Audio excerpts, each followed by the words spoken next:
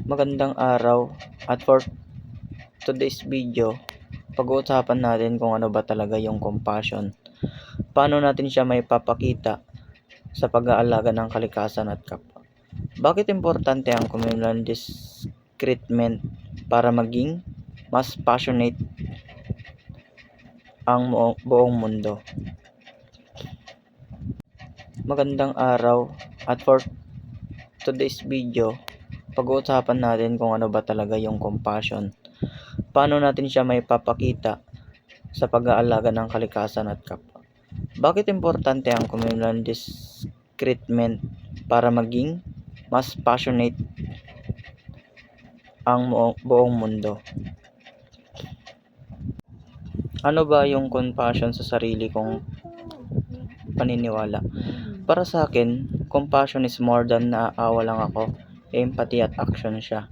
Empathy is yung nararamdaman mo yung sakit ng iba, pero yung compassion is yung step na susunod, yung gagawa ka talaga ng paraan para gumaan yung buhay nila kahit konti lang.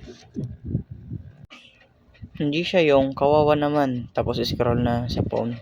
Compassion is just kawawa naman, ano kaya magagawa ko? Kahit simpleng tanong lang na okay ka lang, kahit bigay ka lang ng tubig sa taong pagod, kahit di ka mahusga sa taong nagkamali. Sabi nga ni Dalai Lama, if you want others to be happy, practice compassion. If you want to be happy, practice compassion. Kasi kapag nagmamalasakit ka sa iba, gumagaan din yung puso mo. So in short, compassion, nakikita mo yung hirap ng iba, plus pipiliin mong tumulong kahit maliit lang. Magiging compassionate sa kalikasan. Hindi kailangan maging Greta Thunberg agad. Compassion sa environment. Pag naisip mo na, nasasaktan na yung mundo. Example, nagtapon ka ng basura sa tamang basurahan. Compassion, yon. Kasi iniisip mo yung tagalinis, yung mga hayop na pwedeng makakain ng plastic. At yung mga batang lalaki sa future na gusto pa rin makakita ng malinis na ilog. Pag pinatay mo ilaw, pag umalis sa room, compassion yon. Pag nagtanim ka ng puno, nagsegregate ng basura o gumamit ng tumbler instead na plastic bottle, lahat yon compassion.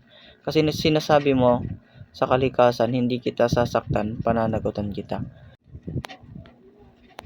Tandaan, yung kalikasan hindi makakapagsalita para humingi ng tulong, pero yung baha, yung mainit na panahon, yung mga punong pinuputol, yun yung mga muka niya na sinasabi ni Levinas panagawan na yon.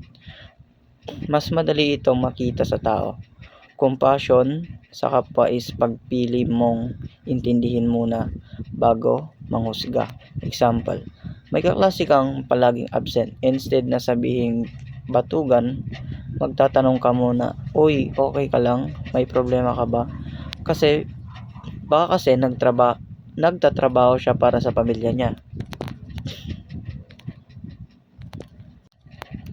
Compassion is pag may groupmate kang matagal gumawa, hindi mo siya iiwan. Instead, tutulungan mo siya. Compassion is pag may nakita kang taong may HIV, hindi mo siya lalayuan. Aalamin mo yung facts, makikinig ka sa story niya at itatanggol mo siya sa pagbubuli. Compassion is pag nakakita kang matanda sa jeep, tatayo ka para paupuin. Maliit lang pero malaking bagay na yon para sa kanya. Kaya ang rule lang, treat people like the way you want to be treated. Pag ikaw yung nasa mahihirap na sitwasyon, para maging mas passionate yung mundo. Ngayon, dito yung pinaka-importante. Hindi sapat na ako lang yung passionate, yung compassionate. Kailangan tayo. Dito pumapasok yung communal discernment.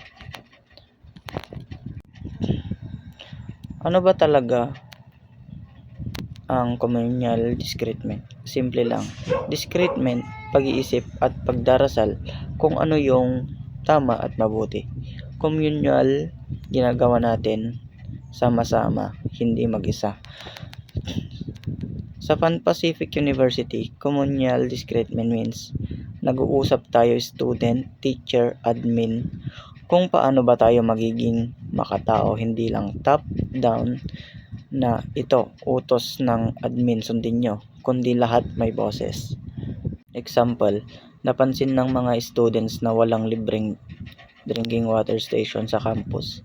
Sa communal discernment, hindi lang magreklamo, mag-uusap kayo. Guys, paano natin to masosolve? Sino kausapin natin? Pwede ba tayong mag-fundraising? Tapos maririnig din ng admin yung side ng student. Sa huli, lahat kayo magde-decide ng action. Yung compassion in action. Kasi pinakinggan nyo yung pangangailangan ng isa't isa. Sa mundo naman, communal discernment is yung ginagawa ng mga bansa pag nagmi-meeting sila about climate change. Sa COP conference, nag-uusap sila ano ba dapat gawin natin para sa Earth. Ano yung fair para sa mahihirap na bansa. Hindi perfecto pero at least nagsisimula sa pag-uusap. Sa Pan Pacific University, pwede nating i-apply to gawa tayo ng Compassion Council na composed ng student from different college. Every month, mag-uusap sila ano yung problema sa campus ngayon. May nambubuli ba? May estudyanteng hindi nakabayad ng tuition? Marumi ba yung CR? Tapos mag-iisip sila ng concrete project mula sa usapan, magiging action sa mundo, ganun din imbis na awayin natin. Yung iba dahil magkaiba ng opinion, mag-uusap muna tayo bago muna. Bakit ganun paniniwala mo? Ano yung takot mo? Pag nagkaintindihan, mas madali gumawa ng solusyon para sa peace, sa poverty, sa HIV, sa climate change. So, tayo sa tanong, ano ang compassion? Compassion is makita mo yung hirap plus gumawa ka ng mabuti. Paano ipapakita sa environment? Alagaan mo siya sa maliit na paraan para intindihin mo bago mo husgahan. At para lumaki yung impact, kailangan natin ng communal discernment. Yung sama-samang pag-iisip at pagdidesisyon kung ano yung makatao at makatarungan. Hindi kailangan baguhin buong mundo. And one day, magsimula lang tayo sa Pan Pacific University. Sa classroom mo, o sa org mo, sa dorm mo, pag lahat pumili ng compassion, araw-araw naniniwala ako na unti-unti mas magiging maganda at mas makatao yung university natin. At pati na yung mundo. Kasi gaya ng sabi ni Mother Teresa, we cannot do great things on this earth. Only small things with great love. At yun ang compassion. Maliit na gawa pero may great love.